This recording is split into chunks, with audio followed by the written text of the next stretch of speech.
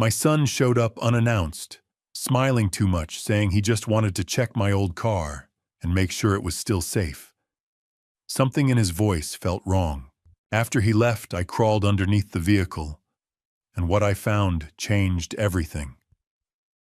A tracker, hidden, active. Instead of confronting him, I made a choice that would expose the truth. I removed it, boxed it up, and mailed it to Canada. 12 hours later, my phone rang. The voice on the other end didn't ask questions. It made demands, and in that moment, I realized my own son had pulled me into something far darker than I ever imagined. Welcome and thank you for being here with me.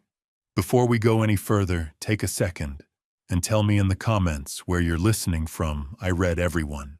And just so we're clear, parts of this story are dramatized for storytelling and educational purposes. Any resemblance to real people or places is coincidental, but the message behind it is absolutely real. It was a Tuesday afternoon when the gravel in my driveway crunched under the tires of a luxury SUV. I did not need to look out the window to know who it was. My son, Lucas. He had not visited my house in 6 months, not since Christmas, and even then he spent the whole time checking his watch. But today he was here unannounced, standing on my porch, with a smile that did not quite reach his eyes. I opened the door, and the first thing I noticed was the sweat on his forehead. It was only 60 degrees in Detroit, a cool, crisp spring day, but Lucas looked like he had just run a marathon. "Hey, Dad," he said, his voice a little too loud, a little too cheerful. "I was just in the neighborhood. Thought I would stop by and see how you were doing." I leaned against the doorframe, crossing my arms. I am 78 years old. I spent 40 years working as a master electrician for the auto union. I have seen men lie to their bosses, I have seen men lie to their wives, and I have seen men lie to themselves. I know what a liar looks like. Lucas was shifting his weight from one foot to the other, his eyes darting past me into the house. "I am fine, Lucas," I said, keeping my voice flat. "Just fixing the toaster. What brings you all the way out here? Usually you just send a text if you need money." He flinched. The jab landed, but he forced that fake smile back onto his face. "Come on, Dad. It is not like that. I actually came to check on the truck." He pointed toward the garage where my 1972 Ford F-100 sat. "That truck is my pride and joy. I bought it brand new the year Lucas was born. It has 300,000 miles on it, but the engine runs smoother than the plastic toys they manufacture today. I maintain every bolt, every wire, every gasket myself." "The truck is fine," I said. Lucas shook his head, walking past me toward the garage. "You know, Dad, I have been reading about these old brake lines. They rust out from the inside, especially with all the salt on the roads this winter. I just want to take a quick look underneath, for peace of mind. You know, safety first." I followed him into the garage, to the U. The smell of oil and old steel filled the air, a scent that usually calms me. But today it smelled like danger. Lucas was already grabbing the creeper, that flatboard on wheels mechanics use to slide under vehicles. He did not ask for a jack. He did not ask for a flashlight. He just wanted to get under that truck immediately. I stood by the workbench, my hand resting on a heavy wrench. I watched my son, the boy who used to be afraid of the dark, slide his expensive Italian suit trousers onto the dirty creeper and push himself under the chassis of my truck. "I will just check the rear axle," he called out from underneath, his voice echoing slightly. I stayed silent. I closed my eyes and I listened. When you work with machines for 4 decades, your ears become your most valuable tool. You know the sound of a bolt stripping. You know the sound of a wrench hitting metal. And you know the sound of a hand tightening a nut. I waited for the sound of a tool. I waited for the scrape of metal on metal. But that is not what I heard. From under the rear of the truck, near the wheel well, I heard a soft, distinct clunk. It was a dull, heavy sound. the sound of a powerful magnet snapping onto a steel frame. Click, thud, then silence. There was no ratcheting of a wrench, no cursing at a stuck bolt. Just that one singular, suspicious sound. "Looks good," Dad Lucas said, sliding out from under the truck less than 30 seconds later. He stood up, brushing dust off his suit, but he missed a smudge of grease on his elbow. He looked relieved. The sweat on his forehead seemed to have cooled. "Brakes look solid," he said, avoiding my eyes. "You keep her in good shape." I stared at him. I wanted to grab him by the shoulders and shake him. I wanted to scream, asking him what he had just done to the only thing I had left of my past. But I did not. In my line of work, you do not act until you have diagnosed the problem. You do not cut the wire until you know where the current is flowing. "Thanks for checking," I said, my voice surprisingly steady. He did not stay for coffee. He did not ask about my health. He practically ran back to his SUV, mumbling something about a meeting he was late for. I watched him reverse out of the driveway, his tires spinning slightly in the gravel as he sped away. As soon as his taillights disappeared around the bend, I turned back to the garage. I walked over to the wall and pressed the button to close the garage door. The world outside vanished, leaving me alone with my truck and whatever secret it was now carrying. I did not panic. I moved with the slow, deliberate speed of a man who has diffused high-voltage fuse boxes. I grabbed the heavy-duty floor jack and rolled it under the rear differential. I pumped the handle, the hydraulic hiss the only sound in the room, until the rear tires lifted off the concrete. I locked the safety stands in place. Never trust a hydraulic jack with your life, that is rule number 1. Then I grabbed my high-intensity inspection light and lay down on the creeper. I slid under the truck, retracing the path my son had taken. The underside of the Ford was clean coated in the protective oil spray I applied every autumn. I scanned the brake lines. They were perfect, just as I knew they were. I scanned the exhaust pipe. No rust. Then I moved the light to the inside of the rear passenger side wheel well, a place where shadows are deep and hard to see unless you are looking for them. And there it was. Attached to the inner frame rail hidden behind the shock absorber was a black box. It was small, about the size of a deck of cards, but thicker.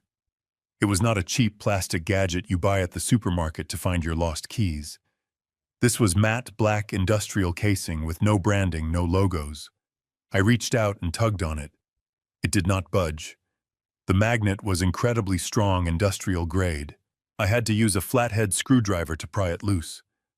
When it finally popped off with a metallic snap, I held it under the light. On the side, a tiny red LED blinked once every 10 seconds. I recognized the technology. Back in the day when I did contract work for some of the government fleets, we saw early versions of this. This was a hardwired GPS tracker with its own independent battery source. It does not need the car's power. It sleeps until it detects motion. Then it wakes up and screams its location to a satellite.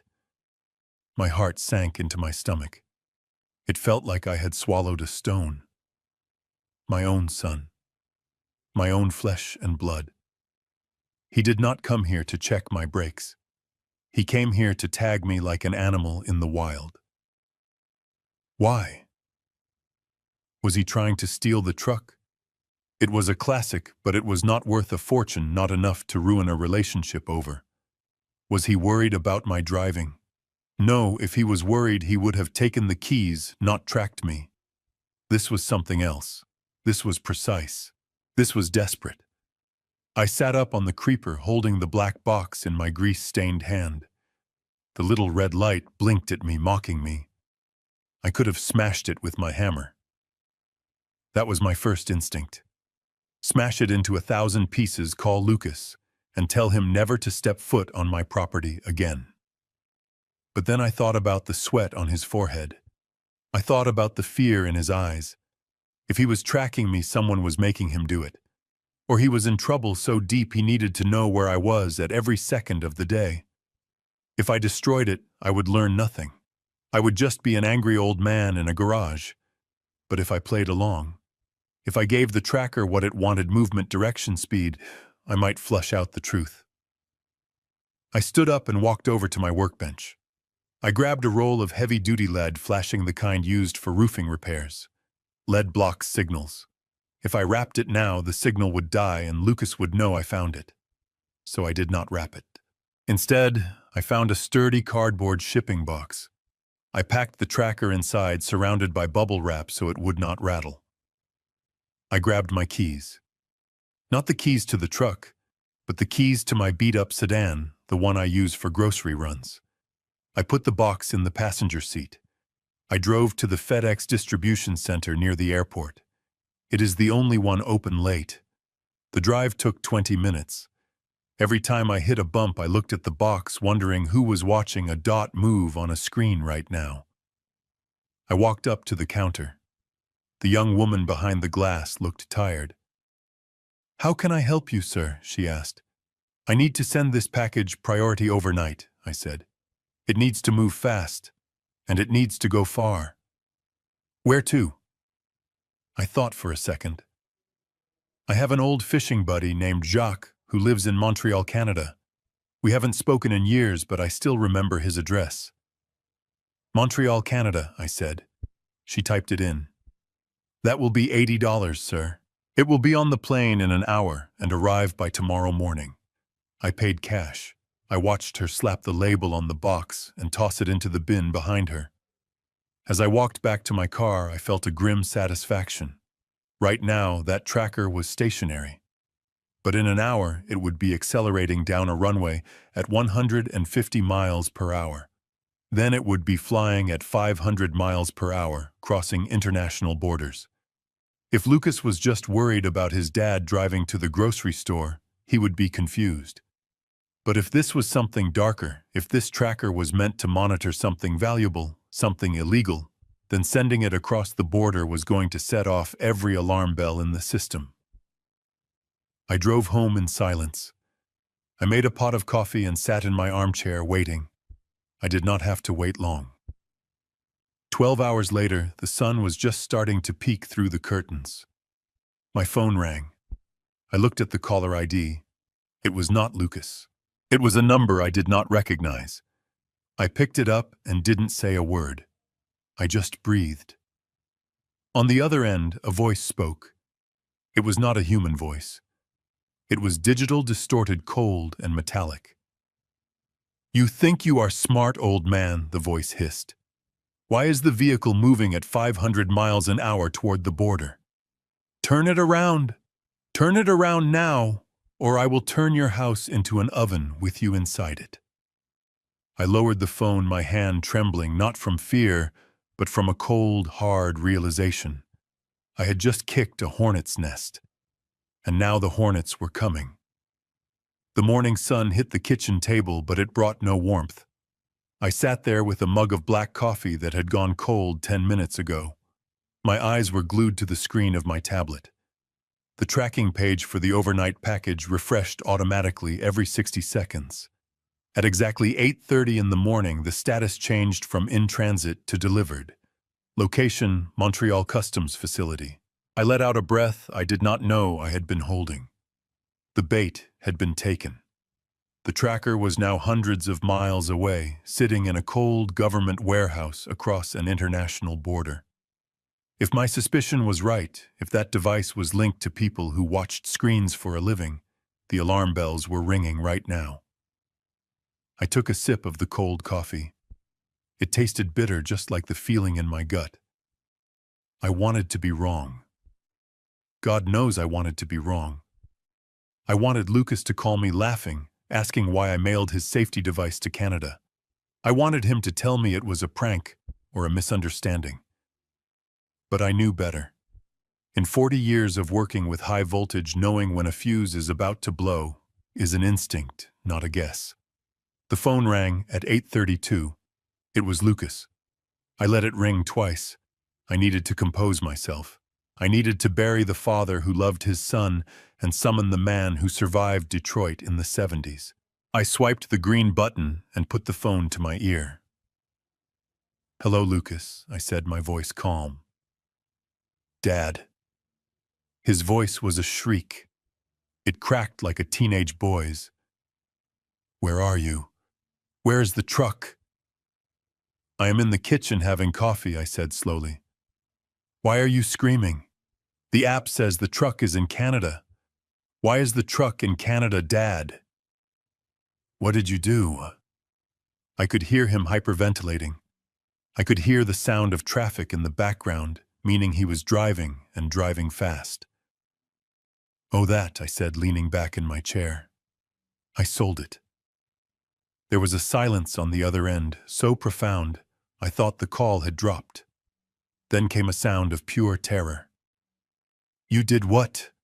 "I sold it, Lucas. Yesterday evening. After you left, I got to thinking. You were right. That truck is too old. The brakes are rusty. It is not safe for a man my age. So I put a listing up on that collector forum I visit. A guy from Montreal saw it. He offered me $15,000 cash. He sent a flatbed tow truck over within the hour. It is gone." "No.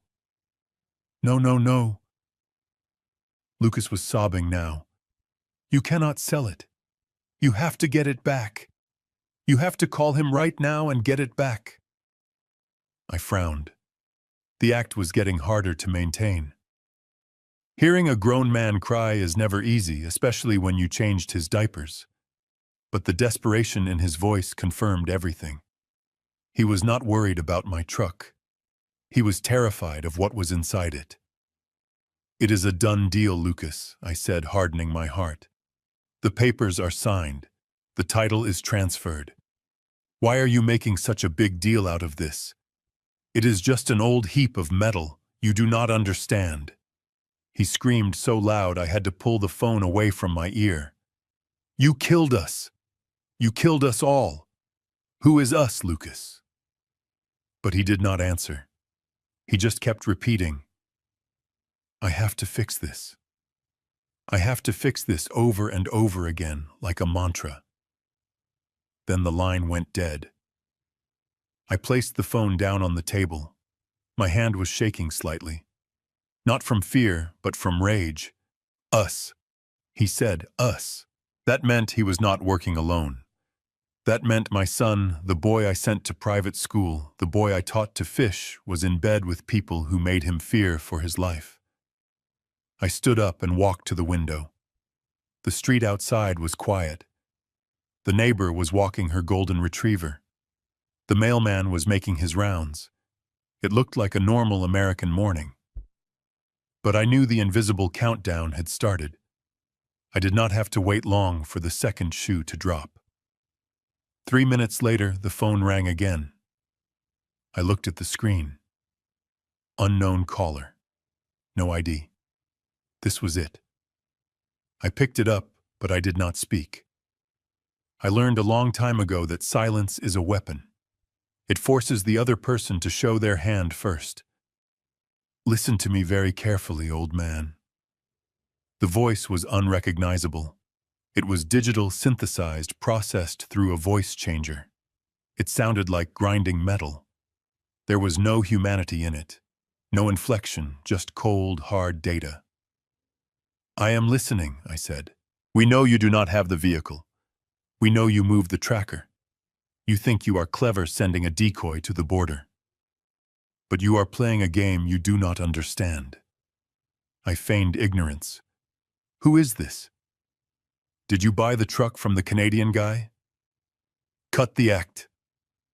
The voice hissed. "We know the truck never left the state. The weight sensors on the border scales would have flagged it.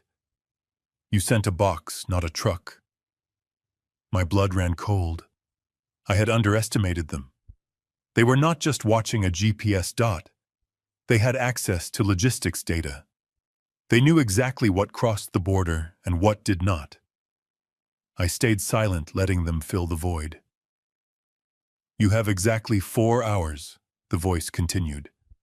"We want the truck, and we want the cargo inside the panels, untouched, unopened. If you go to the police, we will know. If you try to run, we will know.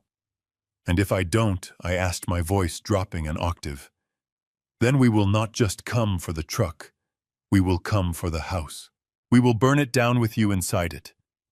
And after we are done with you, we will pay a visit to your son. He seems very worried about his father. It would be a shame if he had an accident. Click. The line went dead. I stood there in the middle of my kitchen, the silence ringing in my ears. 4 hours. They gave me a deadline. Most people would panic. Most people would call 911. But I knew that if I called the police now, the first thing they would do is impound the evidence. They would take weeks to investigate. And in that time, Lucas would be exposed. Those people on the phone, they were not street thugs. They had access to voice scramblers and border data. They were professionals, and professionals do not leave loose ends. If the police got involved, Lucas was a dead man. I had to handle this myself. I walked over to the front door and engaged the deadbolt. Then I went to the back door and slid the heavy steel rod into the track. I closed the blinds in the living room, casting the house into a gloom that matched my mood. I went to the hall closet. I pushed aside the winter coats that I hadn't worn in years and the vacuum cleaner. In the back corner stood a locked gun safe. I spun the combination dial. Right to 24, left to 10, right to 5. The mechanism clicked open with a solid, heavy sound. Inside, resting against the felt lining, was my Remington 870 Wingmaster. It was an older shotgun, much like my truck. Solid steel and walnut wood. No plastic tactical rails, no flashlights, just reliable American iron. I took it out, feeling the familiar weight in my hands. It smelled of Hop's No. 9 cleaning oil, a scent that reminded me of deer hunting trips in the Upper Peninsula a lifetime ago. I carried it to the kitchen table. I fetched my cleaning kit. Even though I kept it clean, I needed the ritual. I needed to occupy my hands while my mind raced. I disassembled the barrel. I ran a patch through the bore, checking for dust. I lubricated the slide action. Clack, clack. The sound was aggressive, violent, and reassuring. I loaded 5 shells into the tube. Double-aught buckshot. The kind of round that does not ask questions. I sat there, the shotgun across my lap, waiting. They said 4 hours, but they were assuming I was a scared old man who needed time to think. They assumed I would spend the next hour crying or calling my son. They did not know who they were dealing with. I was not going to wait 4 hours. I was not going to wait for them to come to my doorstep and torch the home I built with my late wife. I looked at the clock on the wall. The second hand ticked rhythmically. I needed to move the truck. Not to give it to them, but to use it. They wanted the truck so badly, they were willing to kill for it. That meant the truck was not just a container. It was leverage. But first I needed to know exactly what I was sitting on. I needed to know why my son was willing to sell his soul and why a stranger was willing to burn my house down. I stood up, racking the shotgun one more time just to hear the sound. I grabbed my keys and my heavy canvas coat. I was going to the off-site garage where the real truck was hidden. And I was going to take that vehicle apart piece by piece until I found the devil hiding in the details. If they wanted a war, they were going to get one. But it would be on my terms, not theirs. I opened the back door and stepped out into the cool morning air, my eyes scanning the tree line. The hunt was on. I walked out the back door of my house and did not look back. My sedan was parked 3 blocks away behind an abandoned, overgrown lot. I had learned a long time ago that if you want to disappear, you do not leave from your own driveway. I got into the car and kept the headlights off until I turned onto the main road. My hands were steady on the wheel, but my mind was racing like a turbine engine. I drove toward the industrial district. This part of Detroit is a graveyard of giants. It is where the steel mills and the assembly lines used to roar day and night. Now it is just rust and silence. I have a key to an old Union warehouse down by the river. It is a place the city forgot about. The property taxes have not been paid in a decade, but nobody comes to collect. That is where I keep my real life.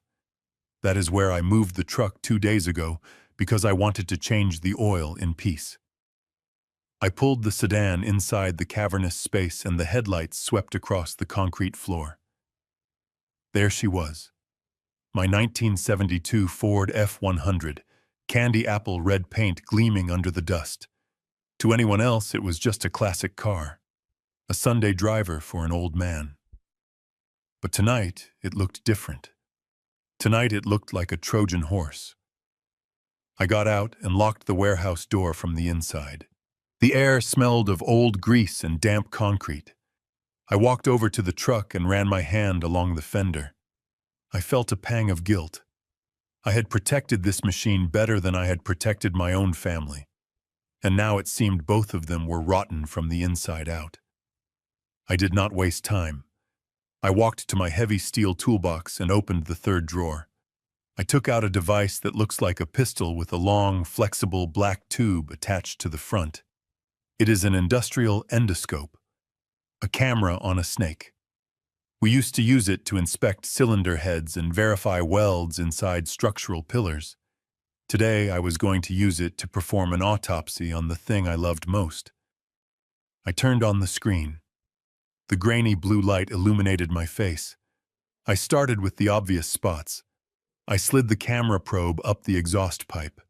Nothing but carbon buildup. I checked inside the frame rails. Just surface rust. I checked the spare tire winch. Clean. Then I moved to the doors. When I opened the driver's side door, it swung out with a heavy, solid thud.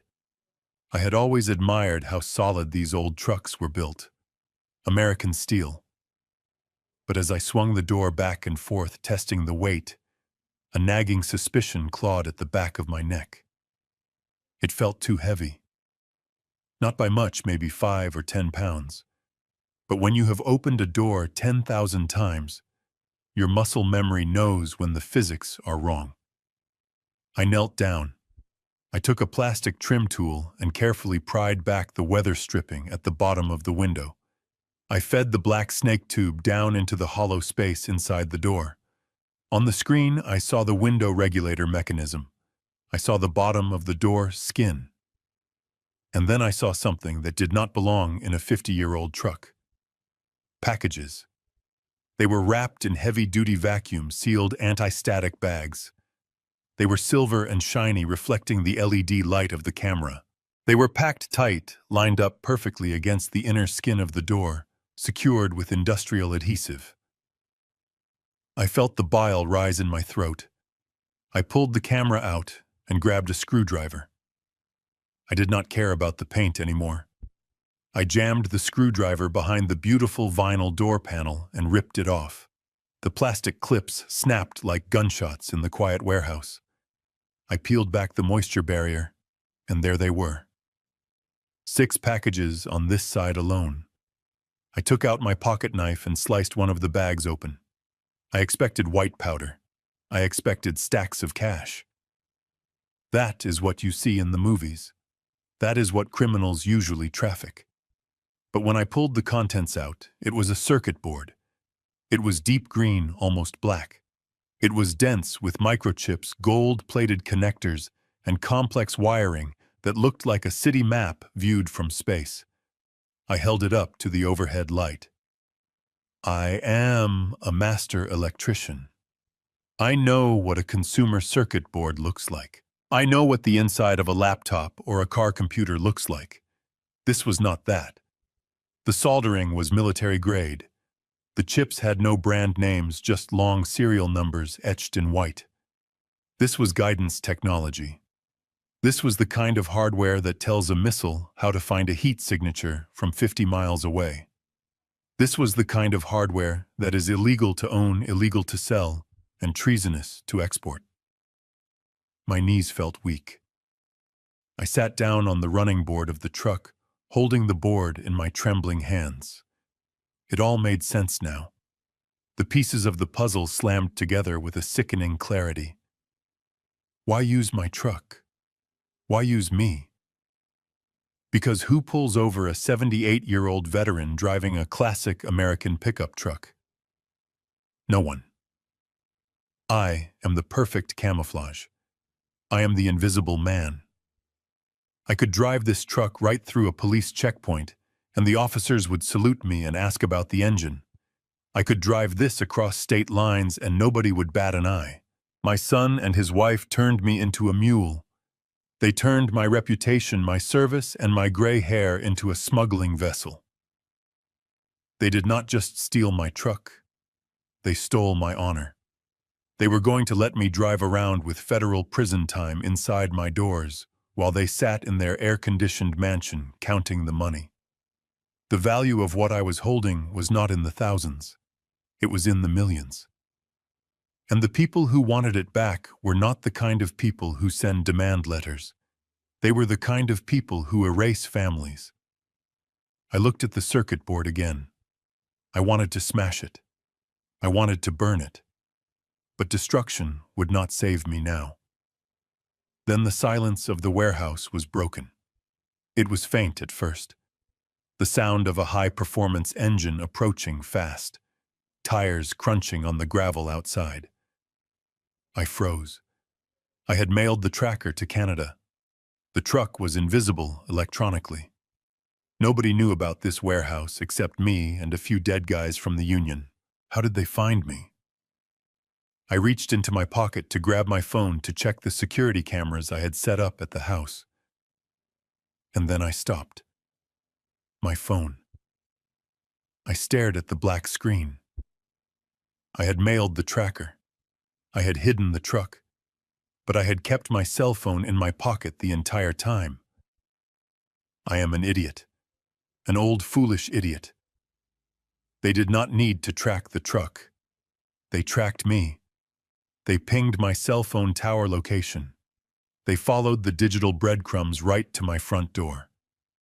The sound of the engine outside grew louder. It was not a police siren. It was the aggressive idle of a large SUV.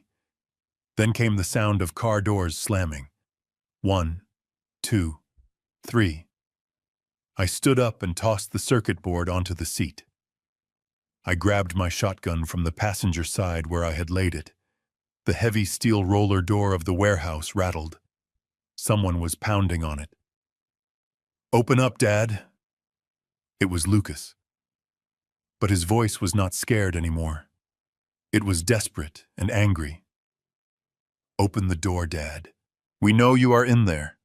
Tiffany is losing her patience, and she brought friends."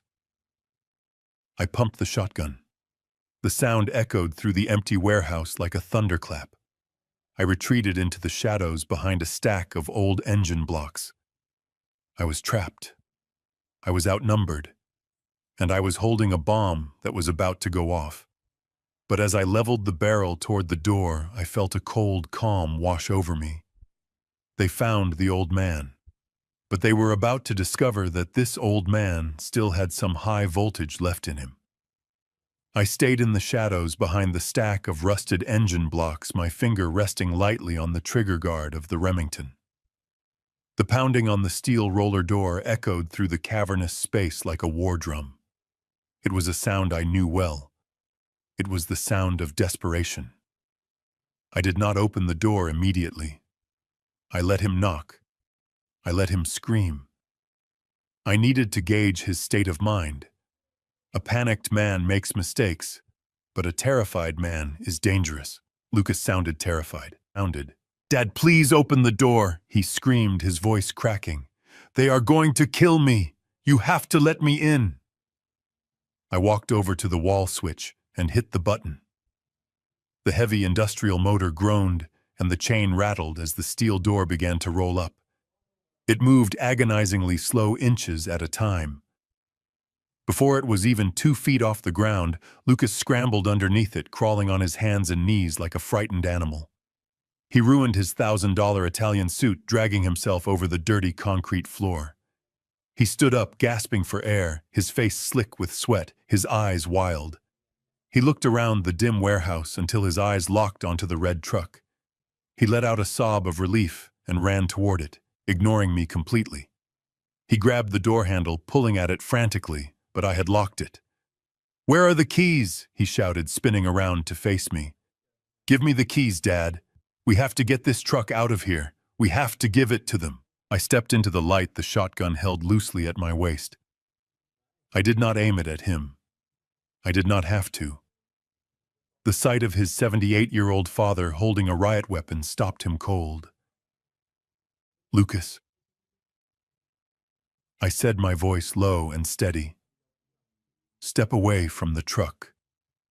He froze, his hands held up in a gesture of surrender. "Dad, listen to me. You do not understand what is happening. Put the gun down. We do not have time for this. Tell me what is happening, Lucas. Tell me why my truck is filled with contraband." He swallowed hard, his Adam's apple bobbing. "It is money, Dad. I got into some bad debt. Gambling debt. I borrowed from the wrong people. Loan sharks. Vicious people. They told me if I did not help them move some product, they would break my legs." He took a step toward me, his hands shaking. "It is just drugs, Dad. A few kilos of cocaine hidden in the panels. I know it is bad. I know I messed up. But if we give them the truck, they will let me go. Just give me the keys and I will drive it away. You will never see them again. I promise." I watched him lie. I watched the way his eyes shifted to the left, just like they did when he was 10 years old, and broke my favorite fishing rod. He was 45 years old now, but he was still that scared little boy trying to talk his way out of a punishment. But this was not a broken fishing rod. I shook my head slowly. I felt a deep, profound sadness washing over me. It is a terrible thing to realize your own child thinks you are stupid. "Drugs," I repeated. "Yes, drugs," Lucas said, nodding vigorously. "Just drugs.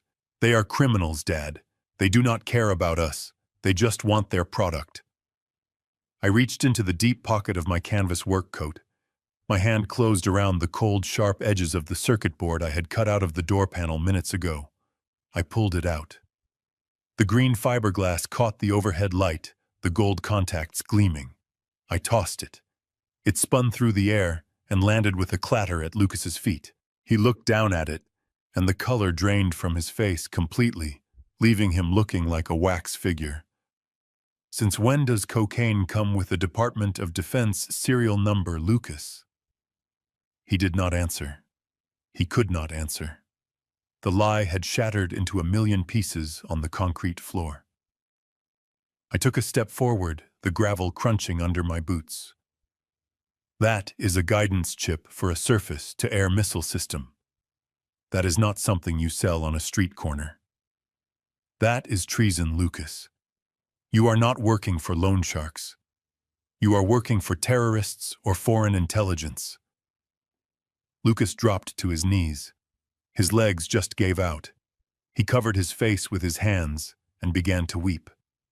It was a pathetic sound, a high-pitched keening that echoed off the metal walls. I waited. I let him cry. I wanted to feel sympathy. I wanted to go over there and put my hand on his shoulder and tell him we would fix this. But I couldn't. The soldier in me saw only a traitor. The father in me saw only a failure. "I didn't mean for it to get this big," he sobbed through his fingers. "It was just numbers at first. I was the CFO, Dad. I moved some money around. I thought I could put it back before the audit. But the market crashed. I lost everything." He looked up at me, his face streaked with tears and grime. "I was going to go to jail for embezzlement. Decades, Dad. My life was over. Then Tiffany found out." "Tiffany?" I asked. "Your wife." "She knew people," Lucas whispered. "She said she could fix it. She said she had contacts in logistics who could cover the hole in the accounts. All I had to do was help them move some sensitive electronics. She said it was just industrial prototypes. She lied to me too, Dad. She promised nobody would get hurt. I stared at him. So that was it. He was not the mastermind. He was the weak link. He stole money to buy things he did not need to impress people he did not like. And when the bill came due, he sold his country and his father to save his own skin. You coward, I said. The word tasted like ash in my mouth. You spineless coward. You let them use my truck. You let them track me. You put a target on my back because you were too scared to face the consequences of your own greed. Please, Dad, he begged, crawling toward me. You have to help me. If I don't give them the truck, they will kill me. They are not normal criminals. They are professionals. I looked at the shotgun in my hands. I looked at the circuit board on the floor. I looked at the man who shared my last name. I am not going to give them the truck, Lucas. I am going to call the FBI. And you are going to sit right there and tell them everything. No, Dad. No, please. Lucas lunged for my legs. I stepped back, raising the butt of the shotgun to strike him if I had to. But I never got the chance. A roar filled the warehouse. Before I tell you who was about to arrive, let me ask you this. Who do you think it was, the police, or the person who had been pulling the strings all along? Leave your guess in the comments. I want to see who truly understands where this story is heading. And just so you know, some moments in what comes next are dramatized for storytelling purposes and may not be entirely factual. If you'd rather not continue, this is a good place to stop watching. A sound so loud it vibrated in my chest. Headlights blinded me. A black SUV tore through the open warehouse door, the engine screaming at the red line. It drifted sideways, tires smoking, and screeched to a halt between me and Lucas. I raised the shotgun, shielding my eyes from the high beams. The doors of the SUV flew open. I expected men in masks. I expected muscle. But the driver's side door opened, and a pair of red-bottomed high heels stepped onto the dirty concrete. Tiffany stepped out. She was wearing a trench coat belted tight at the waist. Her hair was perfect. Her makeup was flawless. She looked like she was on her way to a board meeting or a charity gala. Except for the object in her right hand. It was a pistol. Sleek black and fitted with a long cylindrical suppressor. She did not look at me. She looked at her husband groveling on the floor. "Get up," she said. Her voice was ice. It was the same voice I had heard on the phone. The voice changer was gone, but the coldness was natural. Tiffany Lucas stammered, trying to stand up. I tried. He found the chips. He knows. Tiffany turned her head slowly and looked at me. She did not look afraid of the shotgun. She looked annoyed. She looked at me like I was a stain on her expensive carpet. "Hello, Jerry," she said. "You really are a stubborn old mule, aren't you?" I aimed the shotgun at her center mass. "Put the gun down, Tiffany. This ends now." She laughed. It was a dry, humorless sound. "Oh, Jerry, this is just beginning. You think because you have a bird-hunting gun you are in charge. You have no idea what you have stepped into." She raised the pistol casually, leveling it at my head. "Drop the shotgun, Jerry, or I will put a bullet in your son's kneecap right now. And then I will do the other one. And then I will start on his fingers." I hesitated. I looked at Lucas. He was trembling, looking back and forth between his wife and his father. "Do it," she snapped. I lowered the shotgun. I could not watch my son be tortured no matter what he had done. "Good," she said. "Now kick it over here." I slid the shotgun across the floor. It spun and came to a rest near her feet. She looked at Lucas, her lip curling in disgust. "You are useless," she spat. "I told you to handle the old man. I told you to make it look like an accident. But you cannot do anything right, can you?" She walked over to him and kicked him hard in the ribs. Lucas yelped and curled into a ball. "Stop it!" I shouted, taking a step forward. She swung the gun back to me. "Stay where you are, old man. You want to be a hero. Fine. You can watch." She walked over to the truck. She ran her hand along the door panel, seeing the torn vinyl where I had ripped it open. She saw the circuit board on the floor. "You opened the package," she said, sighing. "That is unfortunate. The buyers wanted mint condition. Now we have to offer a discount. And that comes out of your share, Lucas." She turned back to me. "Open the gate, Jerry. We are taking the truck, and you are coming with us." "Where are we going?" I asked, playing for time. "We are going to a quiet place," she said, smiling a smile that did not reach her eyes. "A place where we can dispose of loose ends." "Because that is all you are now, Jerry. A loose end." She gestured with the gun toward the passenger seat of the SUV. "Get in. And if you try anything heroic, remember, I don't need Lucas alive to get paid. I just need the truck. He is expendable, and so are you." I looked at Lucas. He was looking at me, his eyes begging for salvation. I looked at the truck, my beautiful red Ford that had been turned into a coffin. I walked toward the SUV. My mind was racing. They had the guns. They had the leverage. But they made one mistake. They were bringing an electrician to a place where they planned to kill him. And they forgot that I know how to make sparks fly in the dark. I sat in the passenger seat of the SUV for a moment before Tiffany changed her mind. She realized that dragging me to a second location was a logistical error. Why move the body when the grave was already dug? She ordered me back out onto the concrete floor of the warehouse. Her men, 3 of them, who had emerged from the back of the vehicle, stood around us in a loose semicircle. They were big, quiet, and moved with the efficiency of private military contractors. Tiffany walked over to where Lucas was still kneeling. She did not help him up. She stepped over him like he was a puddle of water. She looked at me, and for the first time I saw the real woman behind the mask. The mask of the doting daughter-in-law, the suburban housewife, the charity organizer, it all fell away. What was left was something sharp, cold, and entirely mechanical. "You really do not get it, do you, Jerry?" she said, checking the safety on her pistol. "You think this is about Lucas. You think this is about gambling debts and bad decisions." She laughed, and the sound echoed off the metal rafters. "Lucas is a rounding error. He is a useful idiot. I needed someone with a clean background to sign the shipping manifests, and your son was perfect because he is desperate to be important. But he is weak. He breaks under pressure, just like he is doing right now." She gestured to Lucas, who was staring at the floor, sobbing quietly. "I am not a gambler, Jerry.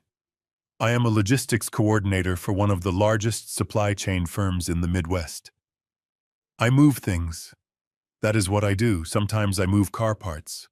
Sometimes I move medical supplies. And sometimes, when the price is right, I move proprietary guidance systems for clients who prefer to remain anonymous." I stared at her. The banality of evil. She wasn't a monster, she was just a manager.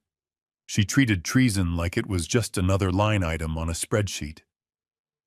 "So I am just a shipping container to you," I said. "You are less than that," she replied.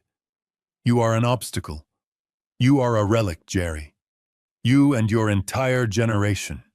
You sit on your pensions and your paid-off houses and you talk about honor and hard work while the world moves past you.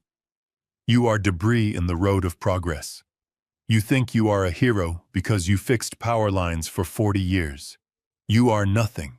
You are a dinosaur who forgot to go extinct." She took a step closer, the suppressor of her pistol pointing at my chest. "And the worst part is, you are stubborn. If you had just driven the truck like a good little mule, none of this would be happening. You would be watching TV in your recliner and I would be rich. But no, you had to be a detective. You had to have principles." I stood tall. My back was stiff, my knees were aching, but I looked her dead in the eye. I have principles because I have a soul, Tiffany. Something you sold a long time ago. Her eyes narrowed. She didn't like that. I struck a nerve. The corporate facade cracked for a millisecond, and I saw the rage underneath. You want to talk about souls, she hissed. Let us see how much your soul weighs when it is dead weight. She raised the gun. She didn't aim for my head. She aimed for my shoulder. There was a sound like a heavy book being slammed flat on a table. Foot. I felt the impact before I heard the noise. It felt like someone had swung a red-hot hammer into my left deltoid. The force spun me around, and I stumbled, dropping to one knee. My vision blurred white for a second. The smell of ozone and burnt fabric filled my nose. Dad Lucas screamed, trying to scramble toward me, but one of the guards kicked him back down. I gritted my teeth, forcing the scream back down my throat. I breathed in through my nose, out through my mouth. I checked the sensation. My arm was numb, but I could still move my fingers. She had missed the bone. It was a flesh wound, but it was bleeding freely, soaking my canvas coat. That was a warning, she said, standing over me. The next one goes in your gut, and that takes days to kill you. She turned to the largest of the three men. Tie him up. Use the support pillar over there, and make it tight. I do not want him interfering while we work. The man grabbed me by my collar and dragged me across the floor. He shoved me against a rusted steel I-beam that held up the roof. He pulled my hands behind the pillar. He used heavy-duty plastic zip ties. I heard the zip sound as he cinched them down. He pulled them so tight they cut into my wrists, stopping the circulation. He patted me down, taking my pocket knife and my phone. He tossed them to Tiffany. Now, she said, clapping her hands together like she was organizing a team-building exercise. Let us get this done. We are behind schedule. She pointed to my truck. Strip the door panels. Pull the cargo. Check every serial number against the manifest. I want the merchandise secured in the SUV in 10 minutes. And what about them? One of the men asked, jerking his head toward me and Lucas. Tiffany looked at me and smiled. A cruel, terrifying smile. We are going to stage a tragedy. It is really quite sad. An elderly man suffering from early-onset dementia got confused. He was driving his old truck in an abandoned industrial area. He must have been drinking. He crashed into a support beam. The fuel line ruptured. The truck caught fire. She walked over and patted the hood of my Ford F-100. Fire solves everything. It destroys the truck. It destroys the biological evidence. And it destroys the body. As for Lucas, well, grief is a terrible thing. Maybe he tried to save his father and perished in the flames too. Lucas looked up, his face pale as a ghost. You are going to kill me. You are a liability, darling, she said casually. You know too much, and you are too weak to keep your mouth shut. It is a business decision, nothing personal. She turned her back on us. Get to work. The men descended on the truck. They had power tools. I heard the screech of a drill and the cracking of plastic as they began to tear into the passenger side door. They were efficient. They were fast. They were dismantling my life's work to get at the poison hidden inside. I slumped against the pillar, letting my head hang low. To them, I looked like a defeated old man, bleeding and dying. I let my breathing become shallow and ragged. I wanted them to ignore me. I wanted to become part of the background furniture. But my mind was razor sharp. The pain in my shoulder was a focusing lens. It cleared away the fear. It cleared away the hesitation. I focused on my hands behind the pillar. The zip ties were thick industrial-grade nylon. I could not break them. I could not chew through them. But I had one advantage. I had hands that had worked with high-tension wires and heavy machinery for 4 decades. My grip strength was iron, and I knew something about anatomy that I learned in boot camp 50 years ago. The human thumb is just a joint, a ball and socket held together by ligaments. If you are willing to accept a certain amount of agony, you can dislocate it. You can fold it into your palm, making your hand narrow enough to slip through a cuff. I closed my eyes. I concentrated on my right hand. I tucked my thumb into my palm. I began to squeeze. I pushed. The pain was blinding. It felt like I was crushing my own hand in a vice. Sweat poured down my face, mixing with the grime. I bit my lip so hard I tasted copper. I heard the men laughing as they ripped the upholstery out of my truck. I heard Tiffany on the phone confirming the delivery coordinates.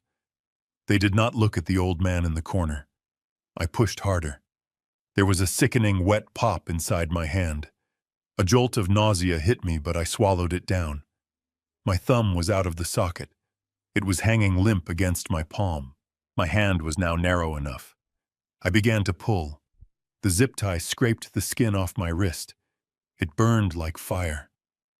But slowly, millimeter by millimeter, my right hand began to slide free. I watched them destroy my truck. I watched the woman who planned to burn me alive check her watch. They thought they were on a schedule. They thought they had 10 minutes. They were wrong. My hand slipped out of the plastic loop. It was free. It was throbbing and useless for gripping, but it was free. I slowly, quietly reached down to my belt with my left hand. They had taken my pocket knife. They had taken my phone. But they didn't check my ankle. I always carry a backup. A small electrician's insulation knife tucked into my boot. I gripped the handle. Tiffany was right about one thing. Fire does solve everything. But she was about to learn that you should never start a fire in a room with a man who knows how to control the spark. The pain in my right hand was a living, breathing thing. It pulsed in time with my heartbeat, a dull roar that threatened to drown out my thoughts. But I pushed it down. I wrapped the pain in a mental box and shoved it to the back of my mind, just like I had done when I fell off a utility pole in '82 and finished the shift with a broken rib. I was free. The zip tie lay on the ground behind the pillar, a useless piece of plastic sliced clean through by the insulation knife I had pulled from my boot. I did not move immediately. I stayed crouched in the darkness behind the steel column, my chest heaving silently. I watched them. Tiffany was standing by the hood of the SUV, tapping on her phone. She looked bored. To her, this was just a transaction, a logistics problem to be solved. Her men were tearing my truck apart like a pack of wolves on a carcass. I heard the screech of metal as they pried the dashboard open. I heard Lucas whimpering in the background, a pathetic sound that made my stomach turn. They were distracted. Arrogance is a powerful blinder. They thought I was a crippled old man tied to a post. They thought they had won. I looked at my surroundings. This warehouse was my cathedral. I knew every bolt, every weld, and every wire. I had wired this place myself 30 years ago when the union was strong and the machines were running 24/7. I looked toward the far wall about 50 feet away. There it was, the main breaker panel, a gray steel monolith mounted on the brick wall. It controlled the power for the entire facility. 480 volts of three-phase industrial current. Enough juice to run a stamping press or stop a human heart in a millisecond. I knew that panel. I knew it had a flaw, or rather a feature that I could exploit. I began to move. I stayed low, crawling on my stomach through the oil and grime.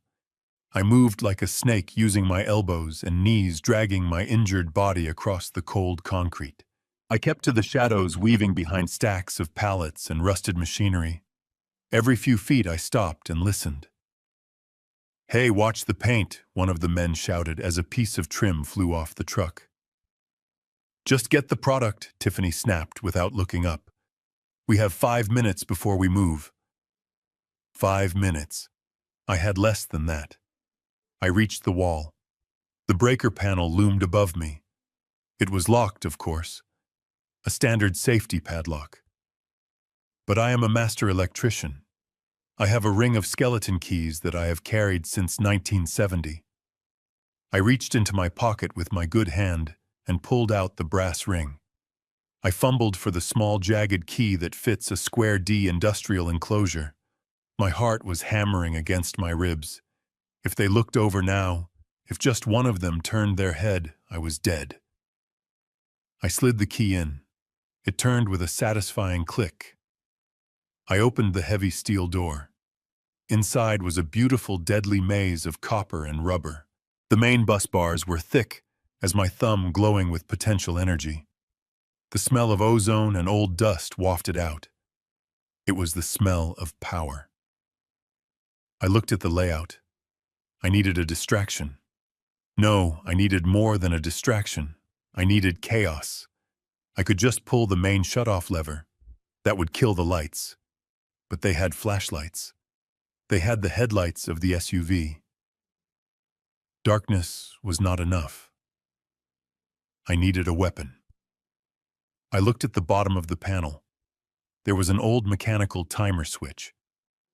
Back in the day, it controlled the heavy ventilation fans that sucked the welding fumes out of the air. It was a spring wound dial, simple and robust.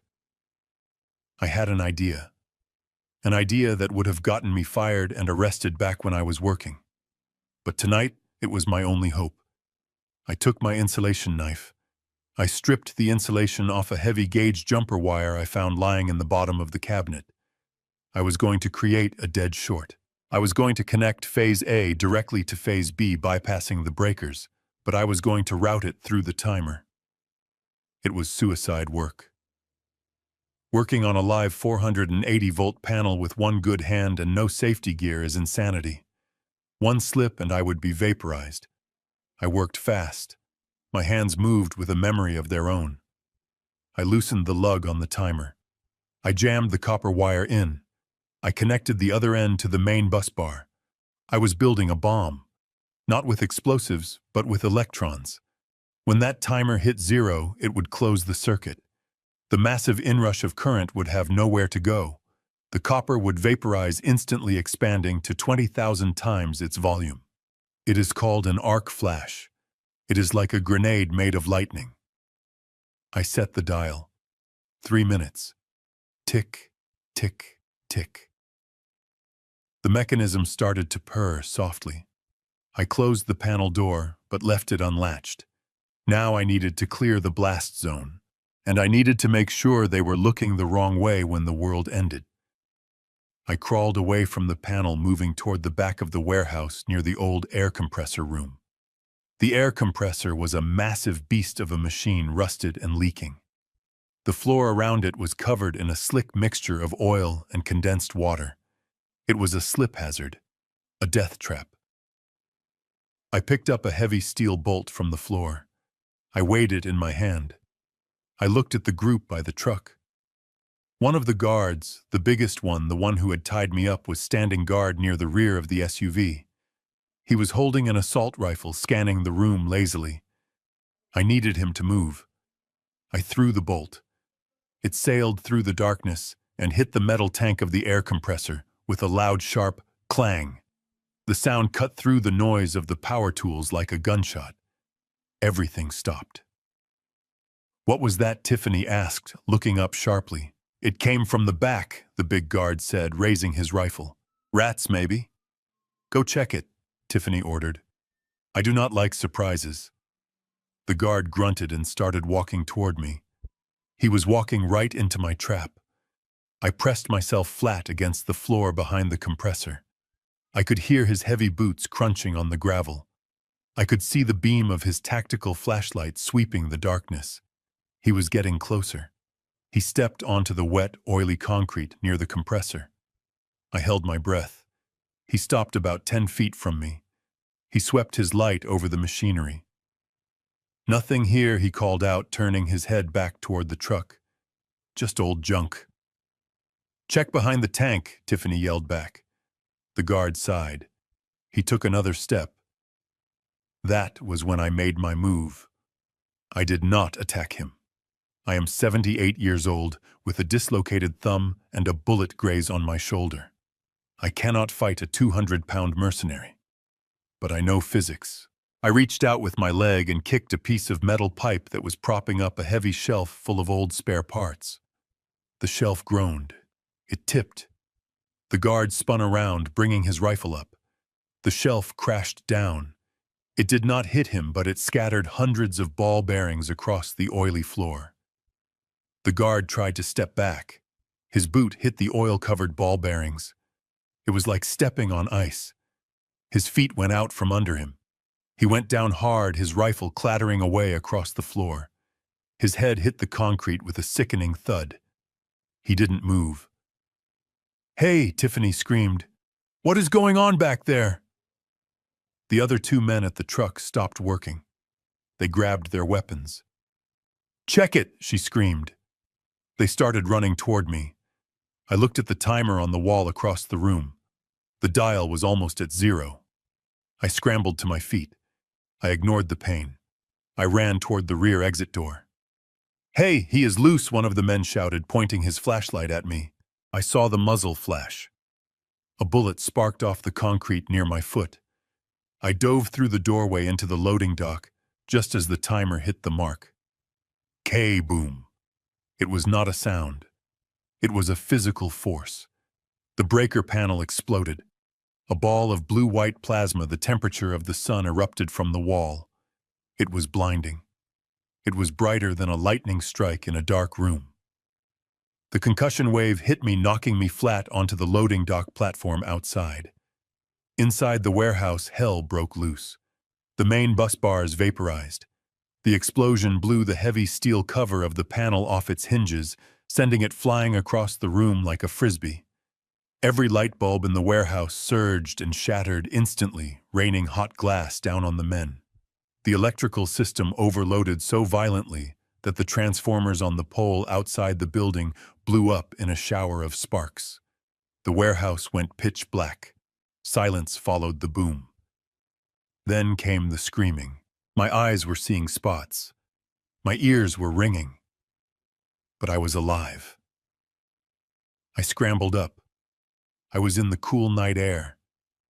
The smell of ozone was overpowering, mixed with the smoke from the blown transformers. I did not look back. I knew what an arc flash does. It blinds you. It disorients you. For the next few minutes, those men inside would be stumbling around in the dark, seeing nothing but purple spots, rubbing their eyes, wondering if they were dead. I had bought myself time. Not much, but enough. I ran into the woods behind the warehouse, moving as fast as my old legs would carry me. I disappeared into the tree line just as I heard Tiffany's voice shrieking in rage from inside the blackened, smoking building. I was gone. I was a ghost in the machine. And now the hunt was truly on.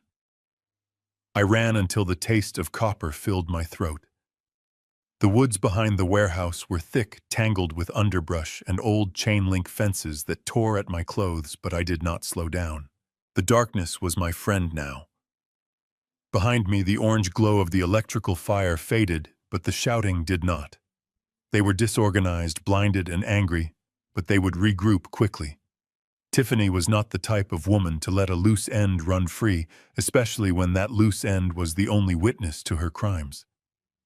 My left shoulder throbbed with a rhythm that matched my heartbeat. The bullet graze was burning like a hot iron pressed against my skin. My right hand, the one with the dislocated thumb, hung uselessly at my side, swelling inside my coat pocket. But pain is just information. That is what they taught us in basic training 50 years ago. Pain tells you you are still alive. It tells you that the machine is damaged but still functioning. I circled back toward my property, but I did not go to the house. The house was compromised. They would expect me to go there to get my medicine or my car. They would be waiting. Instead, I headed for the tree line at the far south edge of my acre. There was a small storm cellar there, a concrete box buried in the earth that I had reinforced back in '99 when everyone thought the computers were going to stop working. It was overgrown with kudzu and looked like nothing more than a mound of dirt, but inside it was dry and secure. I pulled the heavy steel hatch open with my good hand, gritting my teeth as the effort sent a spike of agony through my shoulder. I slipped inside and locked the deadbolt behind me. The air smelled of damp earth and stale concrete. I fumbled in the dark until my fingers found the battery-powered lantern I kept on the shelf. I clicked it on. The harsh white light flooded the small space, revealing shelves of canned food, a cot, and a metal workbench. I stripped off my heavy canvas coat. It was soaked with blood on the left side. I peeled back my shirt. The wound was ugly, a deep furrow where the bullet had plowed through the muscle, but it had missed the artery and the bone. I grabbed a bottle of rubbing alcohol and a clean rag. I bit down on a piece of leather strap I kept on the bench and poured the alcohol. The scream stayed inside my chest, but tears leaked from my eyes. It felt like liquid fire. I wrapped the wound tight with gauze, taping it down. Then I looked at my right hand. The thumb was swollen purple, looking like a sausage. I could not pop it back in myself, not with one good hand. I taped it to my index finger, immobilizing it. It would have to do. I sat down on the cot, my chest heaving. I was patched up. I was safe for the moment. But I was not done. I looked at the workbench. Tucked in the corner under a layer of dust was a small framed photograph. I picked it up. It was Lucas. He was 7 years old, wearing a baseball cap that was too big for him, holding up a small bluegill fish he had caught in the lake. He was smiling that gap-toothed smile that used to light up my whole world. I remembered that day. I remembered how he was afraid to touch the worm, and I had to help him. I remembered how he looked at me like I was Superman, because I could fix his tangled fishing line. I stared at the photo for a long time. The silence in the bunker was heavy. I looked for that boy in my memory. I looked for the innocence. But all I could see was the man kneeling on the warehouse floor, weeping while his wife threatened to kill his father. All I could see was the coward who sold his country for a gambling debt. I took a deep breath and I let it out slowly. In that cold underground room, something inside me broke. It was the last thread of hope, the last instinct of a father trying to protect his cub. That boy in the picture was dead. He died a long time ago. The man out there was a stranger who had tried to bury me. I placed the photo face down on the table. I did not throw it away. I just turned it over. I could not look at it anymore. Now there was only the mission. I reached into a metal box under the cot and pulled out an old burner phone. It was an emergency line I kept charged. I dialed a number I had not called in 10 years. It rang 4 times. "Yeah," a gruff voice answered.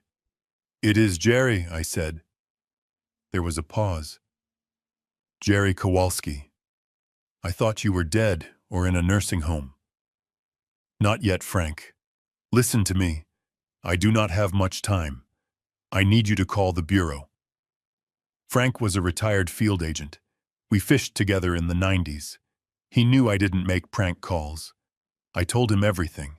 I gave him the names. Tiffany, the logistics company, the missile chips, the warehouse location. I kept it short and brutal. "Jesus," Jerry Frank breathed. "If this is real, you need to get out of there. I will call it in, but the local field office is understaffed at night.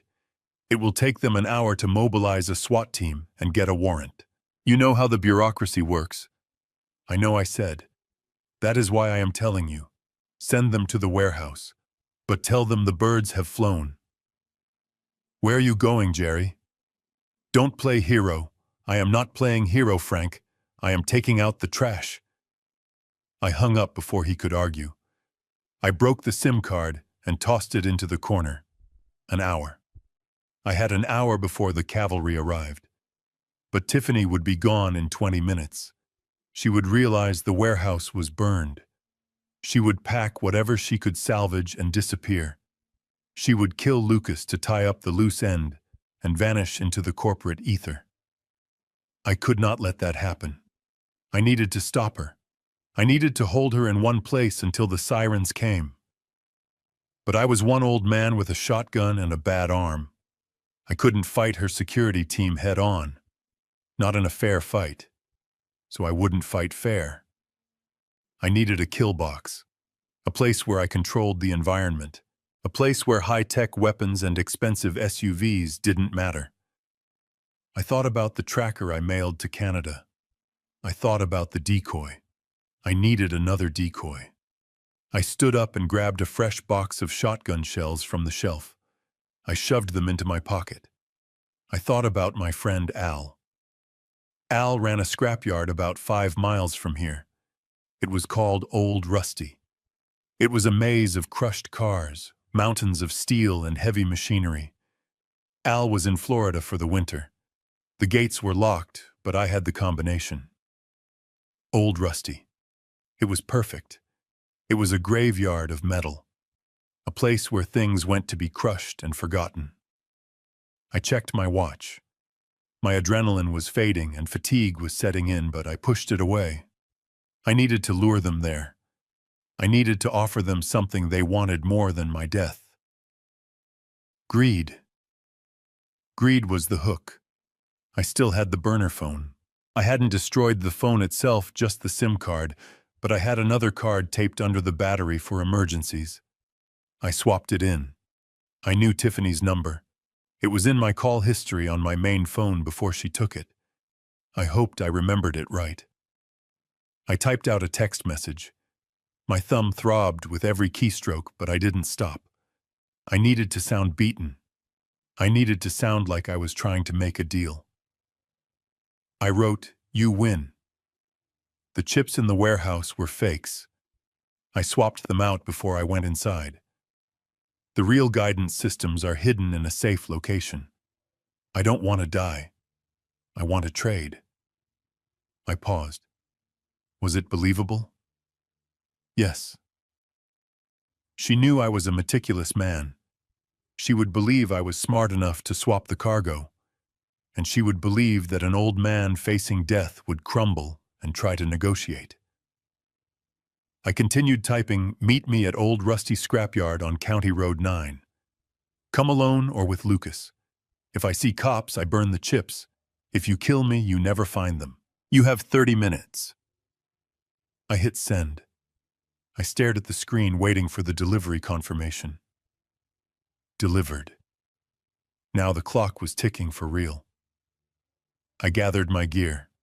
I grabbed a flare gun from the emergency kit. I grabbed a roll of heavy copper wire. I grabbed a pair of bolt cutters. I unlocked the bunker door and stepped back out into the night. The air was cold, but I was sweating. I walked toward the back of my property where my old ATV was parked under a tarp. It would be a rough ride to the scrapyard through the back trails, but I couldn't take the roads.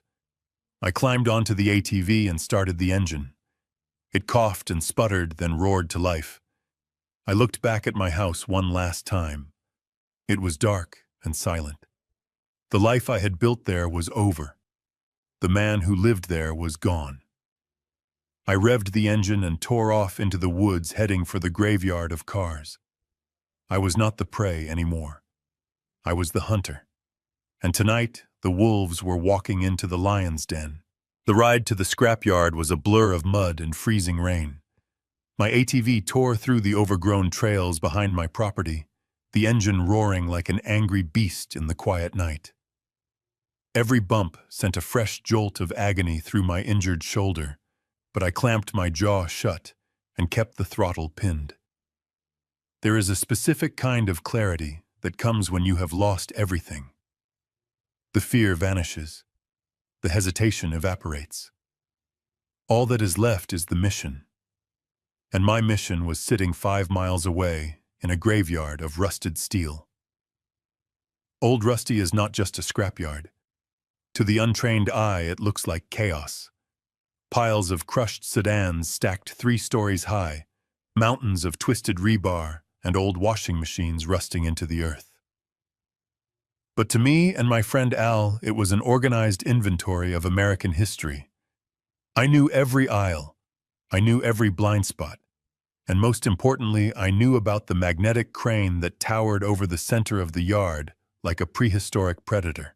I killed the engine of the ATV a quarter-mile from the main gate. I pushed it deep into a thicket of briars and covered it with dead branches. Silence was my armor now. I moved on foot through the perimeter fence, finding the hole in the chain link that Al had cut years ago for his stray cats.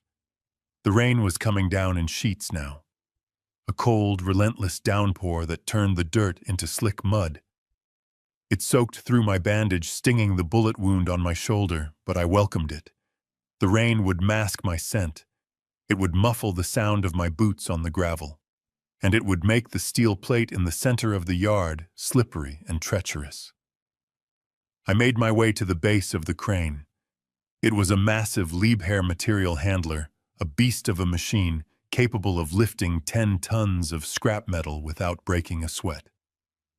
The cab sat 40 feet in the air, a glass box perched on top of a yellow steel tower. The climb was a nightmare. Under normal circumstances, climbing a vertical steel ladder in the rain is dangerous. Doing it with a dislocated thumb and a hole in your shoulder is suicide. I grabbed the first rung with my good hand and pulled. My body screamed, my muscles seized, but I forced my legs to drive me upward. 1 rung, 2 rungs. I slipped on the 5th rung, my boot skidding on the wet metal. I swung out over the void, hanging by one arm, my breath hitching in my throat. I swung back, slamming my chest against the ladder. I did not stop. I could not stop. When I finally reached the catwalk outside the cab, I was gasping for air, my vision swimming with black spots. I opened the door and collapsed into the operator's seat. The smell of stale cigars and hydraulic fluid hit me. It was the smell of hard work, the smell of safety. I did not turn on the interior lights. I did not turn on the exterior floodlights. I kept the beast dark. I reached for the control panel. My hand shook as I flipped the master power switch. The dashboard came alive with a dim green glow. Gauges flickered. The diesel generator deep in the belly of the machine rumbled to life. It was a low-frequency hum that was easily masked by the sound of the thunder rolling overhead. I engaged the camera system. Al had installed a thermal imaging camera for working at night. I watched the screen flicker to life. The yard was a landscape of cool blues and purples. The rain cooled everything down, except for the heat signatures approaching the gate. 2 minutes later, they arrived. I saw them on the screen before I heard them. 2 large SUVs tearing down the county road, moving fast. They did not stop at the locked gate. The lead vehicle, a massive armored truck, smashed through the chain-link fence, tearing it from its posts like it was made of paper. Tiffany was not in a mood for manners. The vehicles skidded to a halt in the main clearing. The headlights cut through the driving rain, illuminating the centerpiece of my trap. Sitting there in the middle of the mud was my truck, or at least what looked like my truck. It was actually a shell, a rusted-out 1972 Ford body that Al had stripped for parts years ago. I had dragged it into position with the ATV before I climbed up. It sat directly on top of the weigh scale. The weigh scale at Old Rusty is not a normal scale. It is a solid plate of conductive steel 20 feet by 20 feet set flush into the ground. It was designed to weigh semi-trucks loaded with scrap. Tonight, it was going to weigh sins. The doors of the SUVs flew open. Tiffany stepped out first. Even in the thermal camera, I could see the heat radiating from her. She was furious. She stomped into the mud, her expensive trench coat flapping in the wind. She walked around to the back of the second vehicle and dragged someone out. Lucas. He hit the ground hard. He did not try to stand up. He just lay there in the mud, curled into a fetal ball. Tiffany kicked him. I saw the heat bloom on his ribs where her boot connected. "Get up," she screamed. Her voice carried over the sound of the rain, faint but distinct. "Get up and find the cargo." 5 men spilled out of the vehicles. They were heavily armed. Assault rifles, tactical vests, night vision goggles. They looked like a special forces team invading a hostile country. They fanned out, their weapons raised, scanning the piles of junk. They were looking for a sniper. They were looking for an ambush from the ground. They never looked up. People rarely look up. It is a biological blind spot. Tiffany marched toward the truck. She was holding a flashlight in one hand and her pistol in the other. She reached the decoy truck and yanked the door open. She froze. Even from 40 feet in the air, I knew what she was seeing. The truck was empty. No seats, no dashboard, no door panels. Just a hollow, rusted shell housing a family of raccoons. She spun around, screaming into the night. "Jerry, come out, you old bastard. I know you are here." I sat in the dark cabin, my hand hovering over the joystick. I did not answer. I watched her spin in circles, her flashlight beam cutting erratic arcs through the rain. She grabbed Lucas by the collar and hauled him to his feet. She shoved him toward the truck. "Call him," she shrieked. "Call your father. Tell him I will put a bullet in your head right now if he does not show himself." Lucas was sobbing. I could see his shoulders shaking. "Dad, please. Dad, she means it." I watched my son. I watched the man who had sold me out, and I felt nothing. No anger, no pity, just a cold calculation of the physics involved. One of the mercenaries shouted something. He was pointing at a pile of scrap near the back of the weigh scale. I had hidden the real cargo there inside a waterproof toolbox taken from a boat.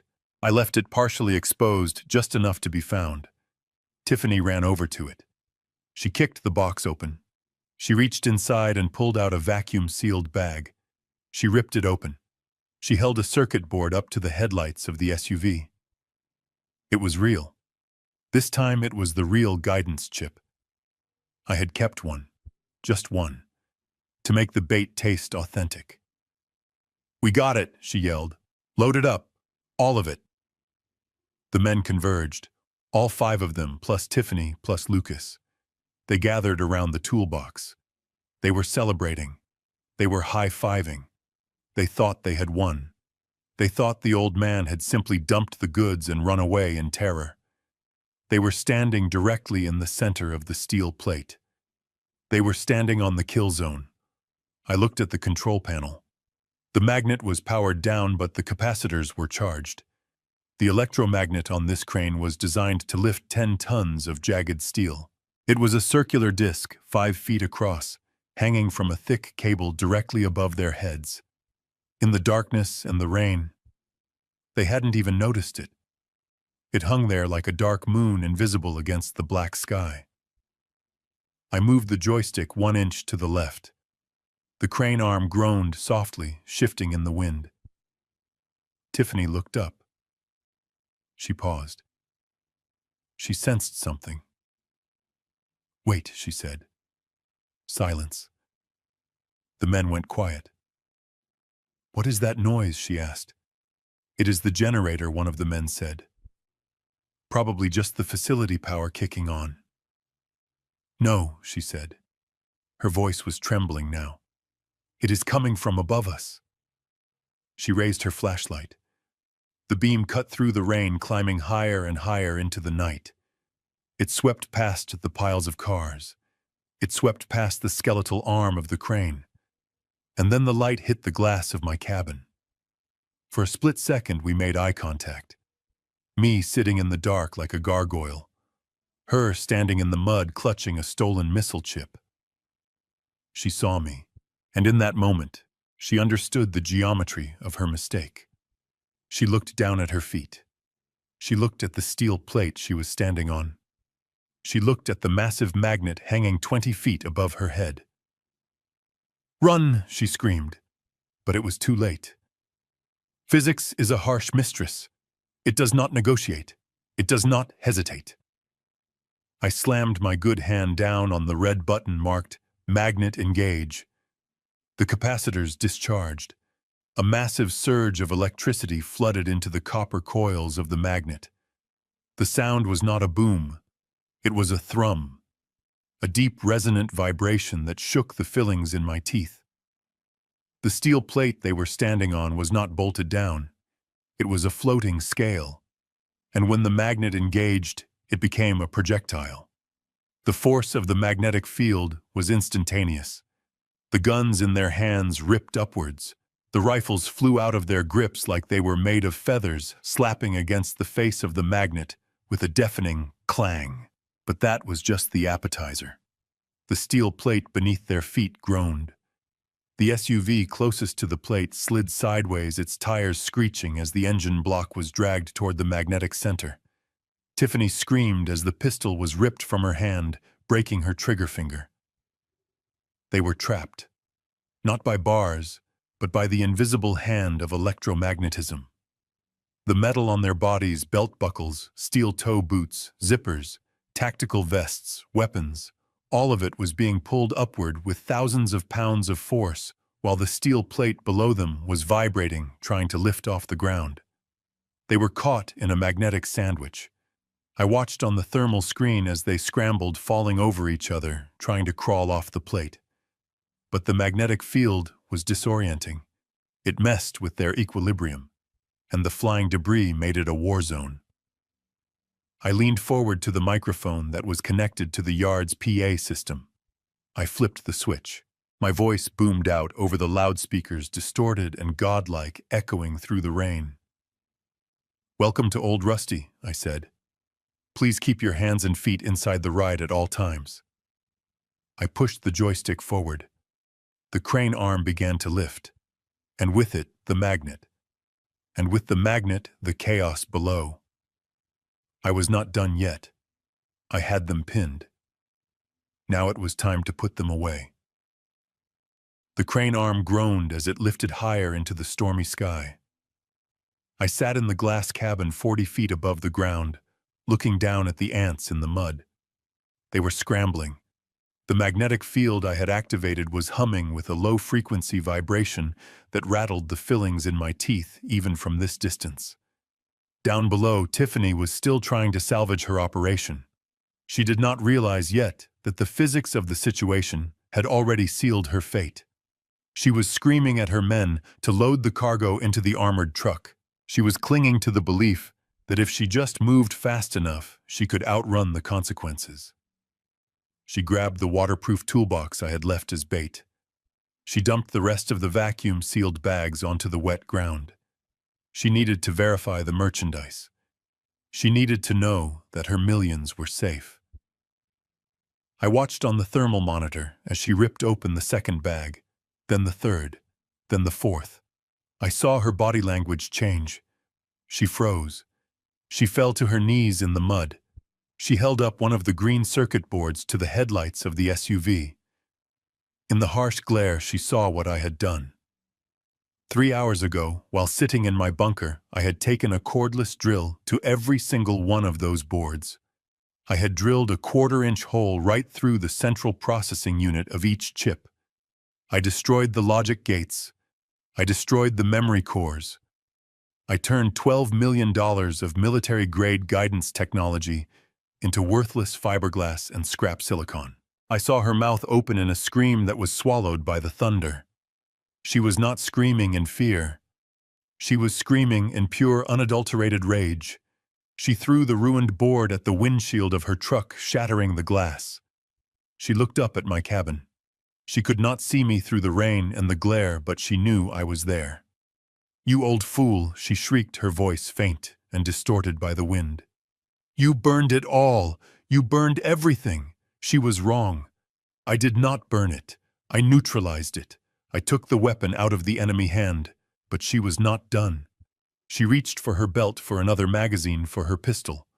Her men were raising their rifles, trying to find an angle to shoot the operator of the crane. It was time to end the lesson. I put my hand on the control lever for the electromagnet voltage.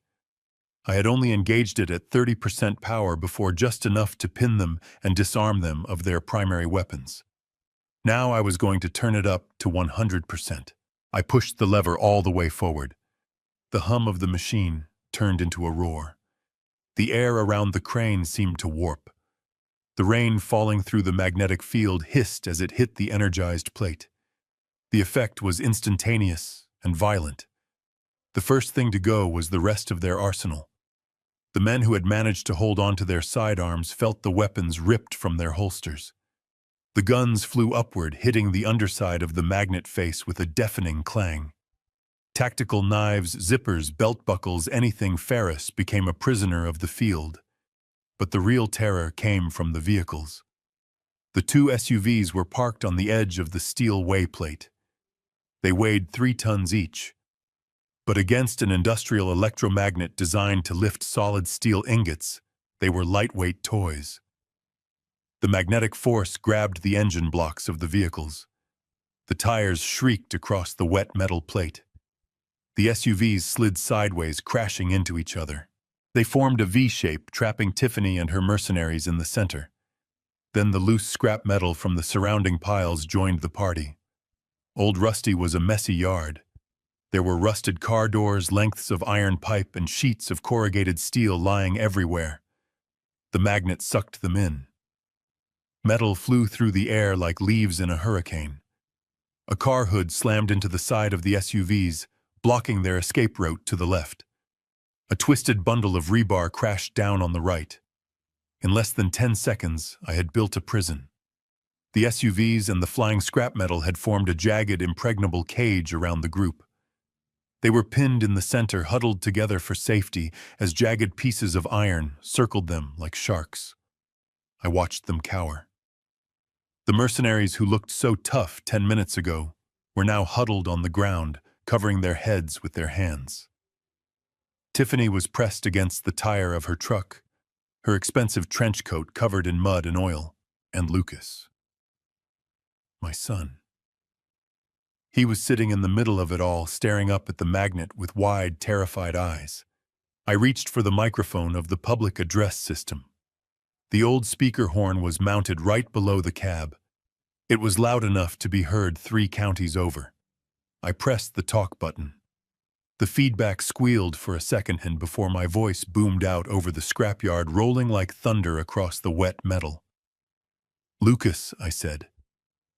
My son flinched. He looked around, trying to find the voice of God. "Look at you," I continued, my voice calm and heavy. "You are sitting in the mud, surrounded by trash. Is this what you sold your soul for? Is this what you sold your father for?" He did not answer. He just buried his face in his hands. Tiffany stood up. She shouted at the sky. "Let us out of here, Jerry. You made your point. Let us out and we will leave. We will disappear." I ignored her. I was not talking to the snake. I was talking to the mouse it had swallowed. I looked at the thermal screen. I saw the heat signatures of sirens approaching from the main road. The cavalry was coming. But I had one last thing to say. "Lucas, look at me," I commanded. He looked up. The rain was washing the tears off his face. "I spent 40 years working with high voltage," I said. "I learned one thing. You cannot control the lightning, but you can control where it grounds. You chose to ground yourself with these people. You chose the path of least resistance. And now you are shocked that you got burned." I paused, letting the words sink in. "I did not teach my son to become a criminal. I did not raise you to be a mule for terrorists. But since you refuse to learn how to be a man, I will teach you the last lesson I have left." I leaned into the microphone. "I will teach you how to pay the price." The sirens were close now. I could see the blue and red lights flashing through the trees near the front gate. Tiffany heard them too. The blood drained from her face. She realized that the magnetic cage was not just a trap. It was a holding cell. I was serving them up on a silver platter. Panic set in. Lucas scrambled to his feet. He looked at the wall of twisted metal and crushed cars that surrounded them. He looked at the flashing lights approaching the gate. He made a choice. The wrong choice. He tried to climb. He grabbed onto the jagged edge of a car door that was stuck to the magnet. He pulled himself up, trying to scramble over the top of the barricade, trying to run into the darkness of the woods. "Lucas, stop!" I shouted over the PA. "Do not run." He didn't listen. He was driven by pure animal fear. He climbed higher, slipping on the wet metal, cutting his hands on the rusted steel. He reached the top of the pile. He was ready to jump down into the shadows. But he was too late. The night suddenly turned into day. Floodlights erupted from the perimeter of the scrapyard. 4 massive beams of white light cut through the rain, pinning Lucas to the top of the scrap pile like a moth on a display board. The sound of heavy diesel engines roared as the FBI tactical vehicles smashed through the remains of the front gate. The voice of a federal agent boomed from a megaphone on the ground, overpowering the sound of the rain. "Federal agents, drop your weapons and get on the ground. Do it now." Lucas froze. He stood there atop the mountain of trash, his silhouette framed by the blinding light. He looked back at the cabin of the crane one last time. I took my hand off the microphone. I sat back in the operator chair. My shoulder was burning, my hand was throbbing, but I felt a strange sense of peace. The circuit was complete. The fuse had blown, and the darkness was finally being pushed back by the light. The bright white lights of the FBI tactical team flooded the scrapyard, turning the rainy night into a blinding stage. I sat up in the crane cabin, my hand still resting on the control lever.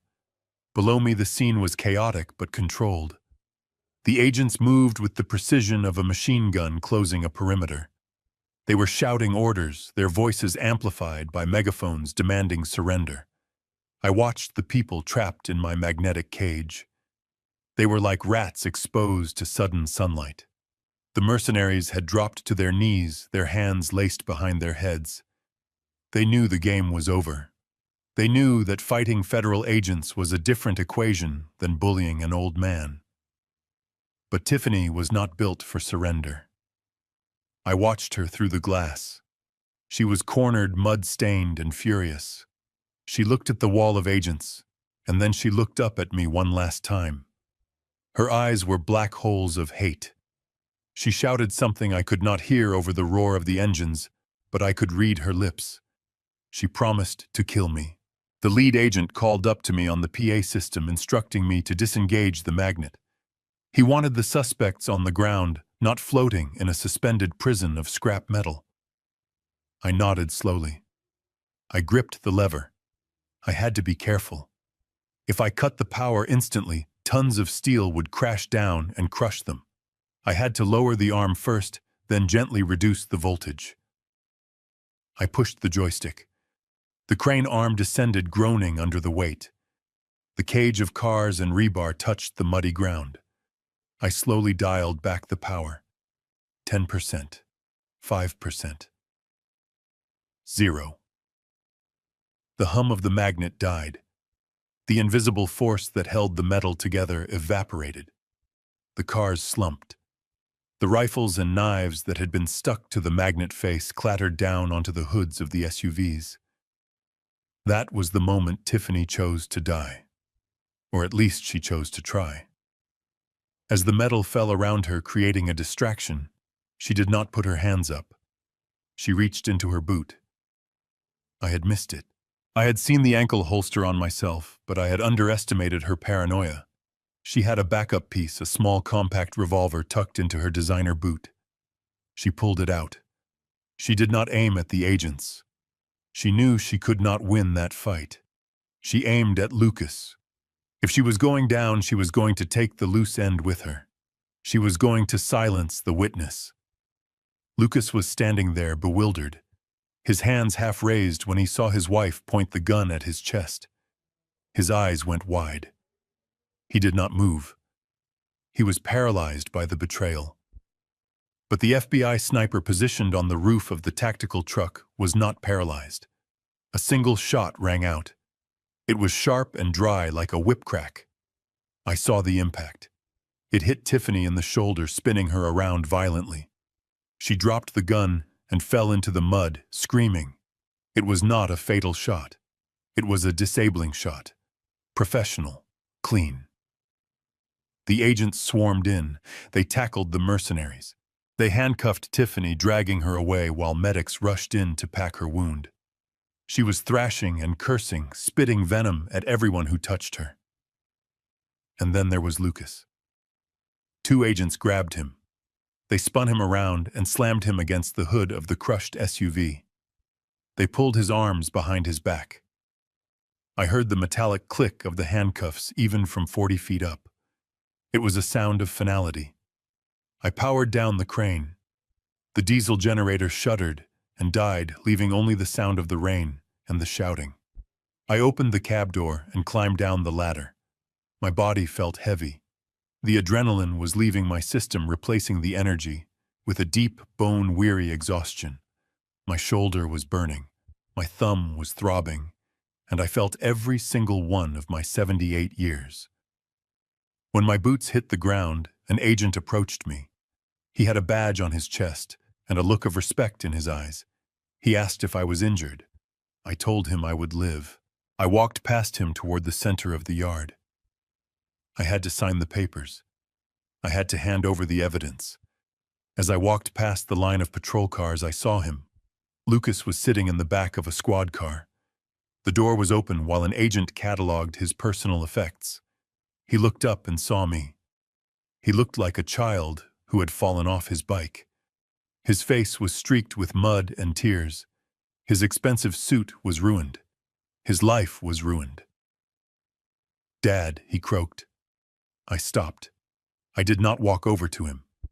I stood 10 feet away, separated by a puddle of oily water. "Dad, please," he said, his voice breaking. "You have to tell them. I was forced. Tiffany made me do it. I can testify against her. Just tell them I am victim, Dad. Please. I am your son." I looked at him. I looked for the boy I used to carry on my shoulders. I looked for the young man I taught to drive that red truck. I looked for the person I had loved more than my own life, but I did not find him. I only saw a man who had put a tracker on my car. I saw a man who had stood by while his wife threatened to burn me alive. I saw a man who had chosen money over blood.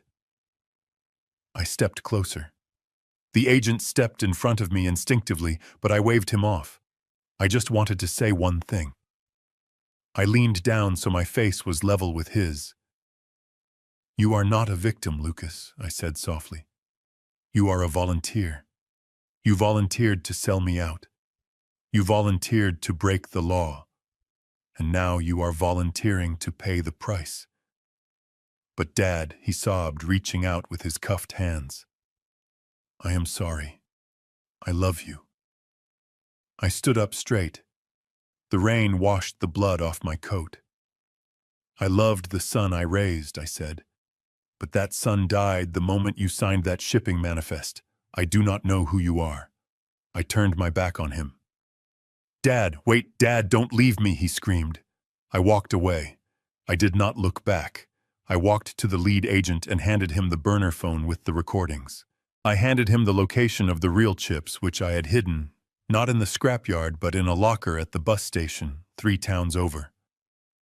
I signed the witness statement. My hand was shaking, but my signature was clear. Gerald Kowalski. The ambulance arrived to look at my shoulder. As they loaded me in, I watched the convoy of police cars drive away, carrying the wreckage of my family to federal prison. I closed my eyes, and for the first time in 3 days, I slept.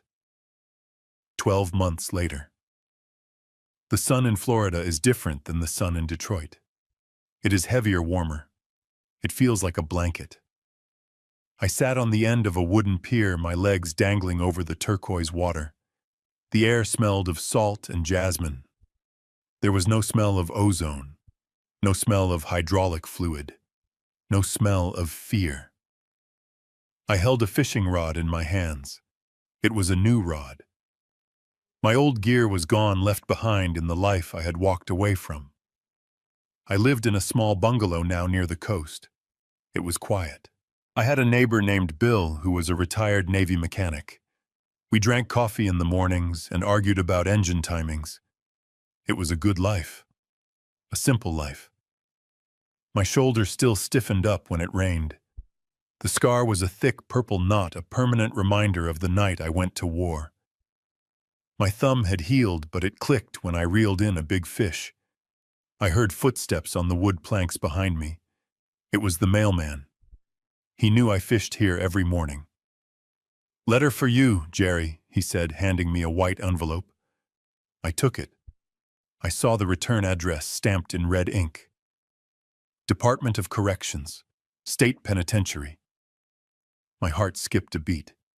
Just one beat. I looked at the handwriting. It was Lucas's. It was shaky, frantic scrawl. I sat there holding the letter. The paper felt heavy in my hand, heavier than a lead pipe. I knew what was inside. Pages of apologies, pages of excuses. Probably a request for money for the commissary, or a plea for me to speak at his parole hearing in 5 years. He wanted absolution. He wanted his father to tell him that it was okay, that he was forgiven, that we could go back to the way things were. I looked at the water. The waves were gentle, rhythmic washing against the pilings. I thought about opening it. I thought about reading his words. Maybe he had changed. Maybe prison had scared the selfishness out of him. Maybe he really was sorry. But then I remembered the sound of the zip ties tightening on my wrists. I remembered the look in his eyes when he tried to climb over the scrap pile, leaving me behind to face the music. Forgiveness is a powerful thing. But forgiveness does not mean access. You can forgive a snake for biting you because that is its nature. But you do not put your hand back in the cage. I reached into my pocket and pulled out my lighter. It was an old Zippo, windproof and reliable. I flicked the wheel. Du chasson. The flame jumped to life, dancing in the sea breeze. I held the corner of the envelope to the flame. The paper curled and blackened. The fire ate the return address. It ate the stamp. It ate the name Lucas Kowalski. I watched the fire consume the words I would never read. I felt no guilt. I felt no regret. I just felt a weight lifting off my chest, carrying away on the smoke. When the fire reached my fingertips, I dropped the burning paper into the ocean. It hissed as it hit the water, turning into a small black smudge that drifted away with the tide. I picked up my fishing rod.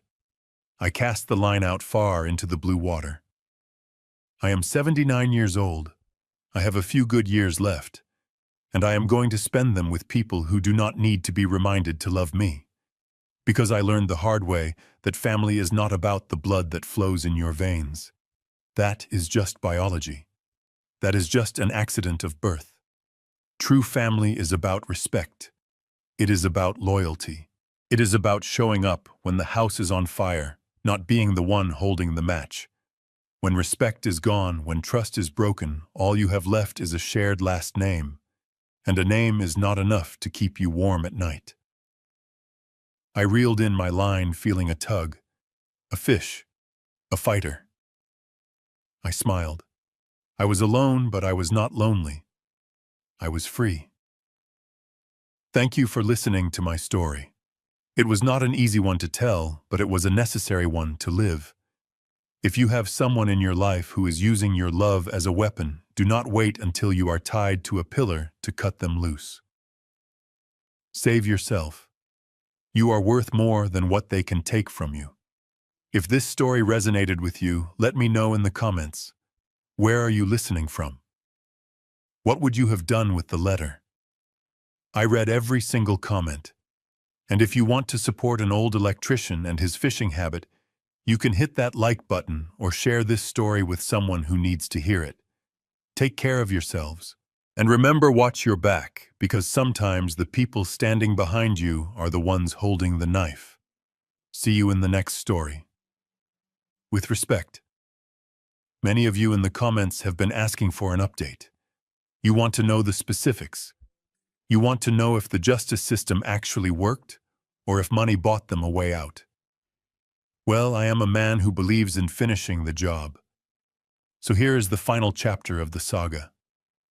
It has been 2 years since that night in the scrapyard. 2 years since I watched my son being handcuffed in the rain. I did not attend the trial. I had no interest in sitting in a cold courtroom, staring at the back of Lucas's head, while high-priced lawyers tried to argue that treason was just a misunderstanding. But I read the transcripts, every single word. The trial of Tiffany and Lucas Kowalski was the headline of every paper in Detroit for 3 weeks. They called it the Iron Web case. Tiffany tried to turn on everyone. That was her strategy. She offered to give up the names of her buyers, the logistics routes, the offshore accounts. She thought she was the smartest person in the room until the very end. But she forgot one rule of the criminal underworld. You do not snitch on people who own surface-to-air missiles. On the 3rd day of the trial, her lawyer was found in his car at the bottom of the Detroit River. It was ruled an accident, but the message was clear. Tiffany stopped talking. She went silent. And without a plea deal, the federal prosecutors tore her apart. The evidence from the tracker I sent to Canada, combined with the recordings from my burner phone and the recovered chips from the scrapyard, was overwhelming. The jury deliberated for less than 2 hours. Tiffany was convicted on 20 counts, including arms trafficking, racketeering, and conspiracy to commit domestic terrorism. She was sentenced to 40 years in a federal supermax facility without the possibility of parole. I saw a photo of her leaving the courthouse. The arrogant, untouchable executive was gone. In her place was a woman who looked aged and hollow, wearing an orange jumpsuit that clashed with her pale skin. She looked like exactly what she was, a shipping container for misery. And then there was Lucas, my son. His defense was pathetic. He tried to play the victim. He claimed he was coerced. He claimed he didn't know what was in the packages. He claimed he was just trying to pay off a gambling debt and got in over his head. But the prosecutor played the recording. The one where he begged me to give him the keys. The one where he admitted to embezzlement. The one where he chose to climb the scrap pile to save himself instead of helping his wife or his father. The judge was an old man, a stern man who reminded me a bit of myself. He looked at Lucas over his reading glasses and said something that stuck with me. "Mr. Kowalski," he said, "you are not a criminal mastermind. You are something far more dangerous.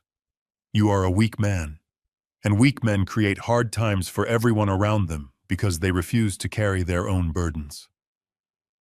Lucas got 15 years. He is currently serving his time in a medium-security prison in Ohio. I am told he works in the laundry unit. He folds sheets. Maybe the repetitive work will give him time to think about the fabric of his life and where the stains started. As for me, I am done with the past. I do not visit. I do not write. I keep the line cut. But nature abhors a vacuum. When you remove something toxic, you make room for something healthy to grow. I mentioned I live in Florida now. I spend my days fishing and fixing up my bungalow. But a man like me cannot sit still for too long. My hands need to work. They need to solve problems. About 6 months ago, I was at the local hardware store buying some marine varnish. I saw a young man arguing with the manager. He was about 19, scrawny, wearing clothes that had seen better days. He was trying to return a set of cheap tools that had broken on the first use. The manager was giving him a hard time, calling him clumsy. The kid looked ready to cry, but he stood his ground. He said, "I did not misuse them, sir. I am trying to fix my grandmother's air conditioner. I need the refund to buy better parts." I watched him. I saw the grease under his fingernails. I saw the calluses on his palms. I saw the desperation of someone trying to do the right thing with the wrong equipment. I walked over. I put my hand on the counter. I told the manager to process the refund. Then I turned to the kid. "What is your name, son?" I asked. "Mateo," he said, looking at me suspiciously. I took him to the aisle with the professional grade tools. I pulled a set of Klein screwdrivers and a Fluke multimeter off the shelf. Expensive stuff. The kind of tools you buy once and keep for a lifetime. I put them in his basket. He shook his head. "I cannot afford these, sir." "I know," I said. "That is why I am buying them for you. But there is a condition." He stiffened. He was used to people wanting something in return. "What is the condition?" he asked, his eyes narrowing. I pointed to his truck outside. An old beaten-up Chevy that sounded like it was running on 3 cylinders. "The condition is that you come by my place on Saturday mornings. I am going to teach you how to use these tools properly, and we are going to fix that truck of yours before it explodes." Mateo looked at me for a long time. He was looking for the catch. He was looking for the lie. But he didn't find one. "I will be there," he said. That was 6 months ago. Mateo is a good kid. He is smart. He listens. He asks questions. He doesn't look for shortcuts. Last week we rewired his grandmother's entire house. When we flipped the main breaker and the lights came on without flickering, the smile on his face was brighter than any bulb. He calls me Mr. Jerry. He brings me tamales that his grandmother makes. He respects my silence when I have a bad day. I am not his father. He has a father somewhere who ran off years ago, and he is not my son. But he is family, because family is what you build. It is the people who show up. It is the people who want to learn from you, not steal from you. I recently visited a lawyer here in town. I updated my will. Lucas is not in it. Instead, I have set up the Kowalski Trade Scholarship. When I pass on my assets, the money from the sale of my house in Detroit, my pension savings, everything will go into